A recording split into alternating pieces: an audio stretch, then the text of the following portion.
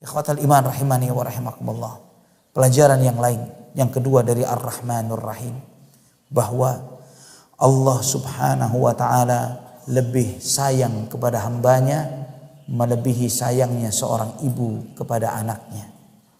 Allah Subhanahu wa taala lebih sayang kepada kita melebihi sayangnya ibu kita kepada diri kita sendiri.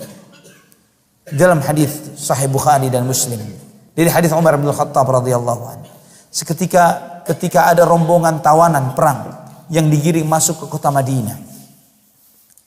Di antara tawanan ini ada seorang ibu yang mencari-cari bayinya. Dan sang ibu ini mendapati bayinya itu di tangan salah seorang yang ada di dalam rombongan itu. Diambilnya bayi itu, didekapnya, diciumnya, dipeluknya, kemudian disusui bayi itu.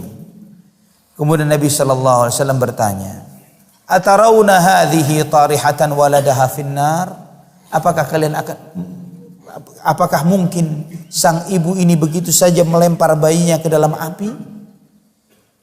Maka para sahabat mengatakan, "La, wahya taqdiru an la tatrahu." Ketika sang ibu ini mampu ya Rasulullah menjaga bayinya, mustahil dia akan melemparkan bayinya ke api. Nabi SAW bersabda, "Allahu arhamu bi'ibadihi min hadhihi biwaladiha." Allah lebih sayang kepada hambanya melebihi ibu ini kepada anaknya. Melebihi sayangnya seorang ibu terhadap bayi yang dikandung, yang disusuinya, yang dipeliharanya. Kita tahu ikhwatal iman, di muka bumi tidak ada kasih sayang seperti sayang seorang ibu. Tidak ada. Mau dibandingkan dengan apa? Bagaimana kita membalas jasa ibu kita? Mustahil. Maka Allah mewasiatkan kepada kita untuk berbuat baik kepada kedua orang tua kita. Walaupun ibu atau kedua orang tua kita memaksa kita untuk berbuat syirik, bukan berarti bahwa kita boleh durhaka kepada mereka. Karena kasih sayang mereka yang sangat besar, yang tanpa pamrih, yang luar biasa. Namun ikhwatal iman, terkadang kasih sayang seorang ibu, kasih sayang orang tua ini kasih sayang yang terkadang berbahaya dan menyesatkan.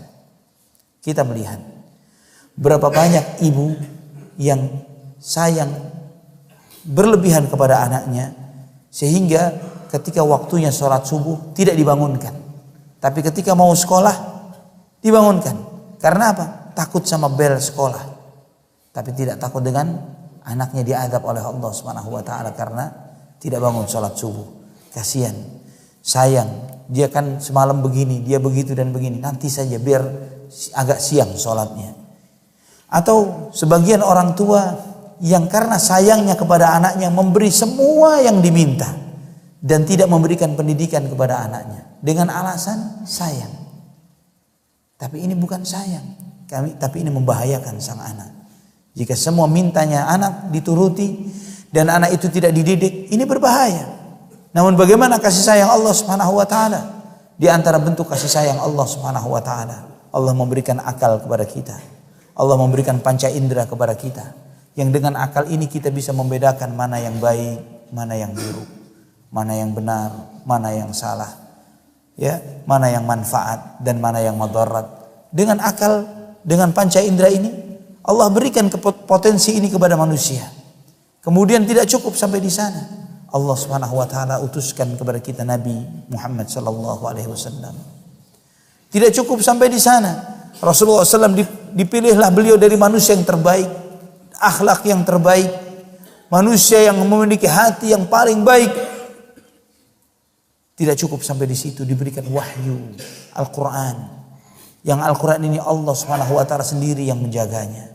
Allah tunjukkan kepada kita wahadainahun najdain. Kami tunjukkan kepada manusia dua jalan, mana yang hak dan mana yang batil. Ditunjukkan oleh Allah supaya kita tidak salah jalan. Allah tunjukkan bukan dengan sekedar itu yang benar, itu yang salah. Bukan cuma sampai di situ saja. Itu yang benar. Apa saja amalan perbuatan yang dilakukan oleh orang-orang benar. Siapa saja contoh-contoh orang-orangnya itu. Semuanya dicontohkan oleh Allah di dalam Al-Quran. Kemudian bagaimana nanti balasan bagi orang-orang yang benar. Akibatnya nanti mereka ditempatkan di surga. Apa saja isinya surga dan kenikmatan apa yang Allah berikan. Allah tunjukkan, Allah buka untuk kita semuanya. Jalan yang salah, yang batil. Apa saja perbuatan-perbuatan orang-orang yang salah ini. maksiat dan dosa semuanya ditunjukkan, dari kesyirikan dan semuanya, dari kabair sampai saghair disebutkan oleh Allah, dari perbuatan dosa yang zahir maupun yang batin, dosa-dosa yang dilakukan dalam hati manusia dijelaskan oleh Allah Subhanahu wa taala. Juga ditunjukkan contoh sosok orang-orangnya, manusia-manusianya di dalam Al-Qur'an. Bagaimana contoh orang-orang kafir dan tokoh-tokohnya, bagaimana contoh orang-orang munafik dan perbuatan-perbuatannya, sikap-sikap mereka. Terus ditunjukkan oleh Allah dan apa yang Allah sediakan bagi mereka kelak. Ikhwatal iman, ini di antara bentuk rahmat dan kasih sayang Allah Subhanahu wa taala. Jika bukan karena itu, kita tidak akan bisa mengetahui mana yang hak dan mana yang batil.